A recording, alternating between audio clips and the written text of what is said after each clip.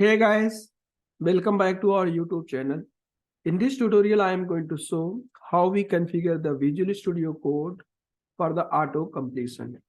So currently, if you look here, if I click on the browser dot, then we are not getting the methods which are needed for the WebdriverIO. So only you can see which I have already implemented, those you can see here. But other methods you are not able to see in auto completion.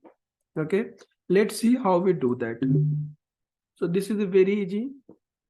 So you can go in the official site of the WebdriverIO, and there is under the integration, there is a auto completion. Click on this. So first, this is the auto completion for the IntelliJ. If you scroll down, there is a Visual Studio Code, VS Code. Visual Studio Code usually has a type support automatically integrated and there is no action needed. So generally it's automatically integrated. You will see the methods. But if you use vanilla JavaScript and want to have a proper type support, you have to create jsconfig.json in your project root and refer to use WebdriverIO packages, right? So let's create this package jsconfig.json file at the root. Let me create. So just right click here, click new file. This file is created.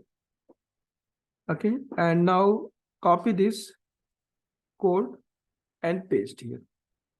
Okay, now after the adding the jsconfig.json file, now if I go here and if I type the browser, you can see the methods which are related to the browser is automatically, you can see here. Okay, like if I use URL, there is a URL, there is a get URL. Okay, even if I use the dollar this and locator dollar ID, if I type here, you will see all the methods related to the web element. Okay, like click method, just type the click, you will see the click. If we want to double click method is available.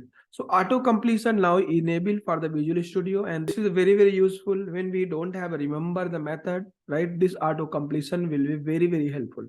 Okay, so when you are working in any WebdriverIO project, then if you enable this feature, this will be very helpful. If you like the tutorial, click on the like button, subscribe the channel and share this to your friends and colleagues. Thanks for watching the video.